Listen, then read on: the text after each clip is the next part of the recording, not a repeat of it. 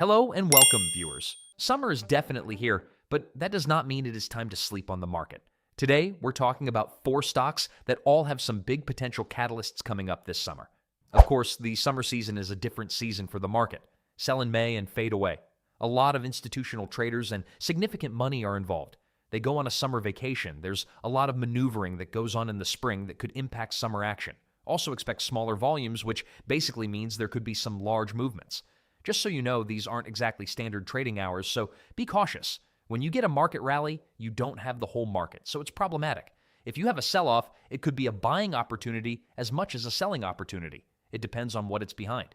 Please note this content is for educational purposes and informational reasons only and should not be taken as financial advice or a recommendation to buy/sell any assets. So let's go ahead and get started with the first name that has a potential trigger this summer. Delta Airlines. Delta is the greatest. They're growing at a blistering speed, beating consensus, and headed into the summer season with record bookings right now.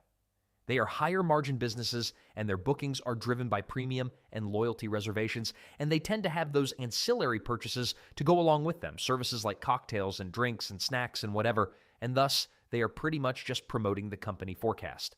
Record performance, the stock price to continue rising, and strong profitability.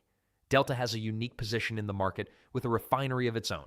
It doesn't produce all the jet fuel Delta uses, but it definitely affects Delta's fuel costs and has helped mitigate the spike in oil prices. Delta has seen some cost hikes, but not as much as the other airlines. It's profitable and still good. Okay, next in stocks is Oracle. The stock price is down as it has borrowed a lot of money to develop its data center network. There's a virtuous cycle. Positive feedback loops happen where if firms are spending on AI infrastructure, it creates new demand. Oracle's current catalyst is an enhanced pace of its data center build-out.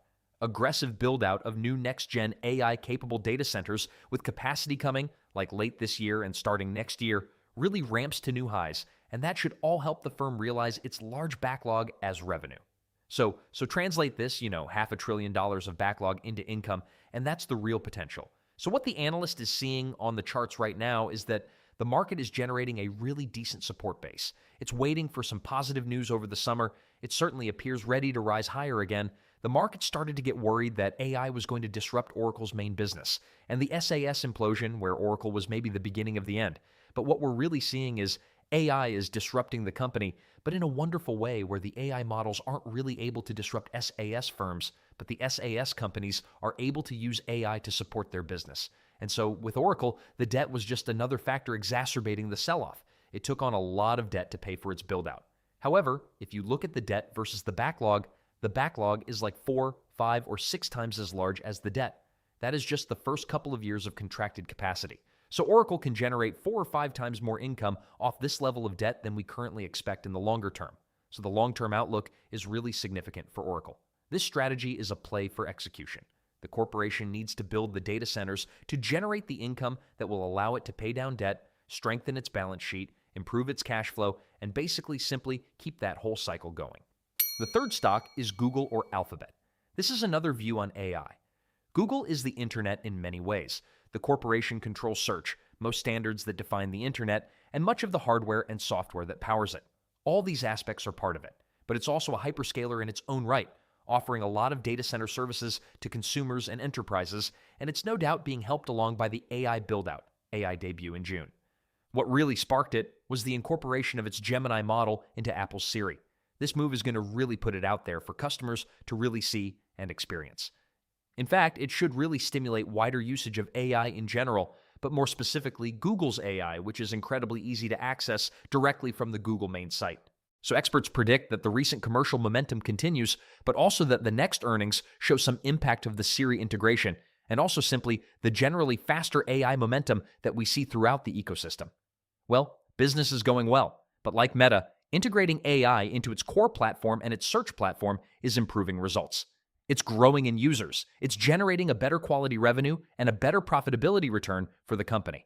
And it's just letting it invest in every piece of its technological stack, expand its data center build-out, and push its AI capacity across the ecosystem. Well, technically chart movement, and we assume the market knows all there is to know. This market is building momentum. The action since April, since late March, has been really positive. We've had a pretty strong rally, and the last 4 weeks have been consolidation. We see a bullish flag pattern forming here. If we get a positive confirmation, which would be a rise to a new high, then we will see this rally continue on the upside. So this stock is likely to push the 600 area by the end of this year or by early next year. Google is so far along in its cycle that the dangers are limited because there is really no company out there that might disrupt it to the point that it takes over Google's business. Some company may invent some technology that challenges one of Google's businesses. Google will try to buy them or match it, so other companies can't do that. They don't have the scope or the scale. People can work as hard as they want to try and cheat Google off its throne, but it hasn't happened thus far. The last name is Royal Caribbean Cruise Lines, and it's driven by a lot of the same factors that are driving Delta Airlines: record demand and expanding capacity. So they have demand going into summer with record levels of bookings. They can meet that demand. They have price power. In the early season earnings release, they lifted their guidance, and then follow with a solid report and good guidance again, looking to see that. Right now, what we are seeing is onboard spending is also at record levels. Bookings for this spring and summer are significantly higher than historical norms at record levels, so we have this dual tailwind of traffic, but also of people throwing money at the boats. Oil prices will influence the stock. The corporation has warned some about its earnings guidance. Though Royal Caribbean has less vulnerability to oil price spikes than some of the other cruise lines in the cruise ship industry tends to, and they've been really effective at hedging their positions in the last few years and have helped offset those costs to a great extent. Experts say that some of the ups and downs may be related to the deteriorating situation in Iran and to the growth in oil prices. If not for the actual results, that is clearly a headwind for sentiment. But what we are seeing in the charts is a really strong support around 260, and right now we are rebounding from that level, are looking for good performance throughout summer. We think this market has upside. Thank you for watching. Please subscribe. It helps us a lot.